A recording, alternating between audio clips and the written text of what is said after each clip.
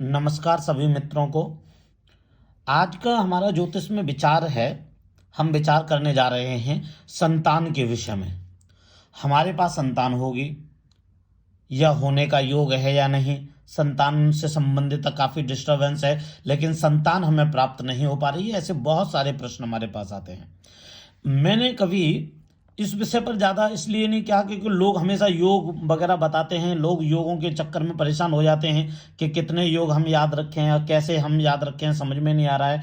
तो आप योग याद मत रखो, देखने का तरीका याद रखो। आपको देखने का तरीका मालूम होना चाहिए। सबसे पहली बात आपको मालूम होनी चाहिए, आप लग्न हमेशा देखें। पहली बात लग्न देखें, लग्न की स्थिति कैसी है। लग्न अच्छी अवस्था का होना चाहिए।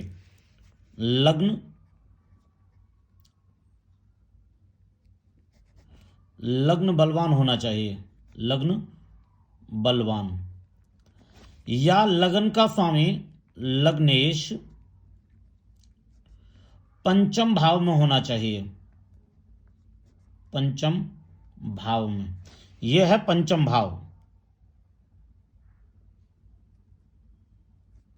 यह है पंचम भाव।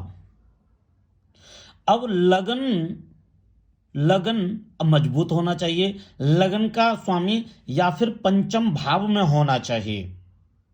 ये आप विशेषकर ध्यान रखें। और अगर आप हमारे पास पहली बार आए हमारे चैनल पर, तो आप हमारा चैनल सब्सक्राइब करें, जिससे आपको ज्योतिष से संबंधित बहुत अच्छे अच्छे वीडियो आपको देखने को मिलते रहें।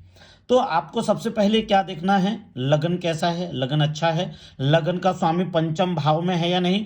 पंचम भाव का स्वामी लगन से संबंध बनावे, लगन पंचम भाव से संबंध बनावे, तो आप मान लिए संतान के योग हैं। ठीक है। हाँ, एक होता है मृत वत्सा दोष। मृत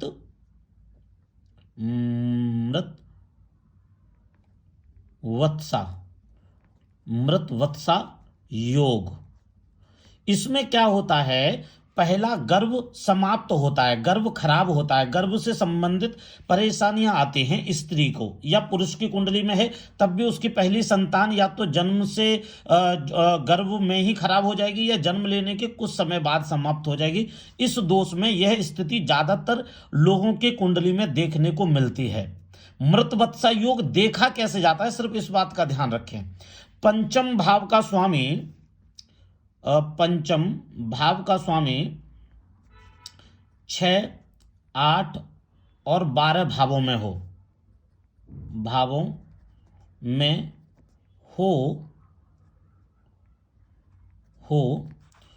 उस पर किसी पाप या अशुभ ग्रह की दृष्टि हो तो आप मृतवत्सा दोष कहेंगे उसको। मृतवत्सा दोष में ये स्थिति बनती है कि गर्भ खराब भी होते हैं, संतान से संबंधित बहुत सारी परेशानी आती है। द्वारा समझें, पंचम भाव का स्वामी 6, 8 और 12 भावों में हो, 6, 8, 12 भावों में हो, और या तो वो अशुभ पाप ग्रह के साथ में हो या अशुभ पाप ग्रह की दृष्टि पड़ रही हो। ठीक है। ये मान लीजिए कि ये भाव पूर्णतः खराब है, अष्टम भाव या षष्टम भाव का स्वामी अष्टम भाव में चला गया और यहां पर पंचम भाव का स्वामी भी आ गया, तो आप मान लीजिए मृतवत्सा दोष बनता है। किसी पाप ग्रह की दृष्टि बनती है तब भी मृतवत्सा दोष बनता है। इससे संतान को निश्चित हानि होती है तथा संतान से संबंधित व्यक्ति को बहुत ज्यादा परेशानी आती है और संतान पाने के लिए उसे बहुत सारे उपचार कराने पड़ते हैं, याद रखना। लेकिन अगर आपको कुंडली में यह योग नहीं दिख रहा है, आपको दिख रहा है पंचम भाव मजबूत है, लगन मजबूत है, या लगन का स्वामी पंचम भाव या नवम भाव से संबंध बनाए, या लगन का स्वामी पंचम भाव से संबंध बनाए, तो आप कह सकते हैं कि आपको संतान अवश्य प्राप्त होगी और आपको अच्छी संतान प्राप्त होगी। ठीक है, आप ये कह सकते हैं और व्यक्ति इस बात को आपकी को पूर्णतः समझेगा भी। ठीक है, लेकिन आपको इसके बाद आपको लगता है पंचम भाव के स्वाद के सिर्फ इसी से हो जाएगा, नहीं। लगन और पंचम भाव मजबूत होने के साथ आपको बृहस्पति भी चाहिए। बृहस्पति लगन और पंचम भाव मजबूत हो और बृहस्पति अच्छा हो, मतलब बुरा ना हो। बुरा कब होगा? वो बुरा तब होगा बृहस्पति जब बृहस्पति की दोनों राशियां, बृहस्पति की कौन कौन सी राशियां होती हैं? गुरु की 2 राशियां होती हैं। पहली होती है धनु राशि और दूसरी होती है मीन राशि। ये दोनों ही एक शुभ भाव में हो, एक तो अशुभ भाव में हो और एक शून्य भाव में हो। शून्य कौन कौन से भाव होते हैं? द्वितीय भाव, तृतीय भाव और एकादश भाव शून्य भाव होते हैं, ठीक है। और अशुभ भाव कौन कौन से होते हैं? ये तो हो गए शून्य भाव,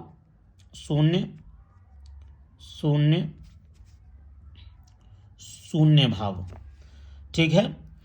एक और बात, सबको ज्योतिष पढ़ाने का तरीका अलग होता है और ज्योतिष को समझाने का और समझने का तरीका अलग होता है। इसलिए अगर आपको समझ में ना आए तो कृपया कमेंट ना करके समझने की कोशिश करना। हो सकता है कि आपका समाधान इसी वीडियो के अंतर्गत हो जाए, आपको परेशान होने की जरूरत ना पड़े। ये अशुभ भाव हैं,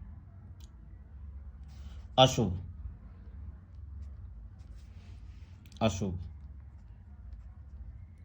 अब मान लीजिए हमने यहां पर कोई राशि बढ़ी, मैं एग्जांपल दे रहा हूं, यहां से हम शुरू करते हैं। 2 3 4 5 6 7 8 9 10 11 12 और 1, ठीक है।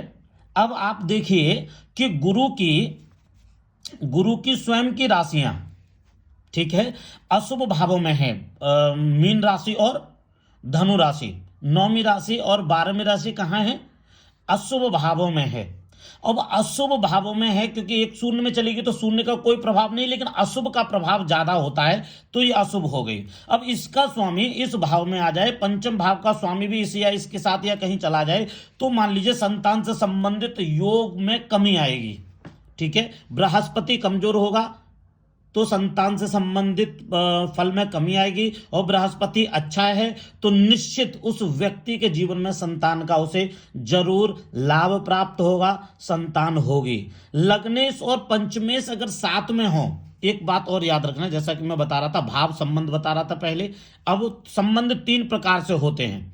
कितने प्रकार से होते हैं?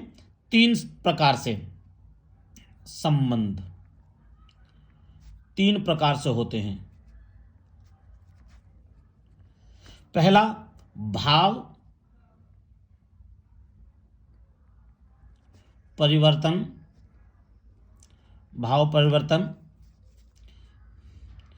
ग्रह दृष्टि।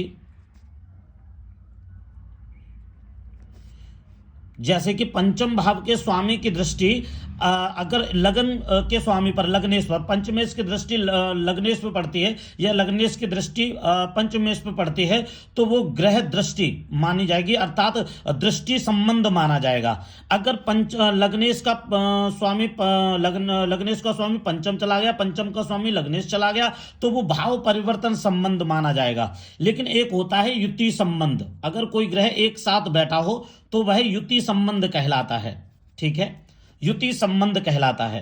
अब ये 3 प्रकार के संबंध होते हैं, इनमें से किसी भी प्रकार का या तो भाव परिवर्तन संबंध हो, लग्नेश का स्वामी पंचम भाव में, पंचम का स्वामी लगन में बैठा हो, भाव परिवर्तन, या फिर पंचम भाव के स्वामी पर लगन के स्वामी की दृष्टि पड़ रही हो तो ग्रह दृष्टि संबंध, और अगर ये दोनों एक साथ बैठें तो युति संबंध।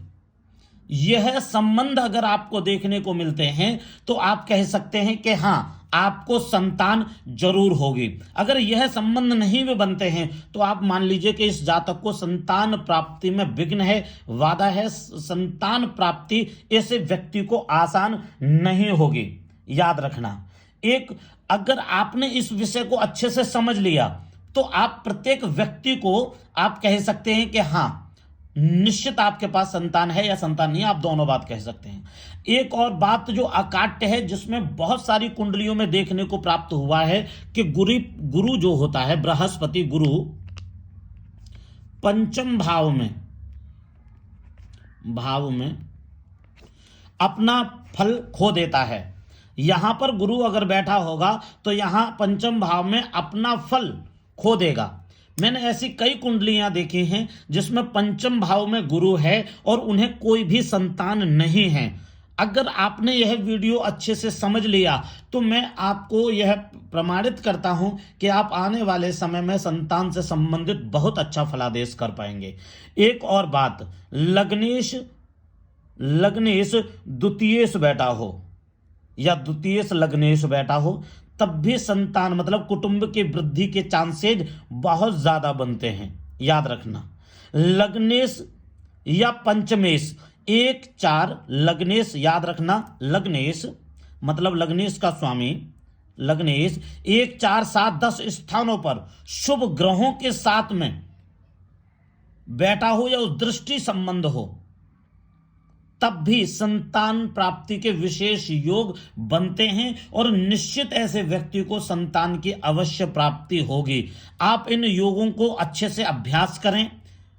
अगर आपका और भी कोई प्रश्न है तो आप हमें कमेंट में भेज सकते हैं और किसी भी प्रकार का प्रश्न या कुछ भी जानकारी प्राप्त करने के लिए आप हमारे चैनल को सब्सक्राइब करें, लाइक करें, शेयर करें। इसी के साथ मुझे अनुमति दें।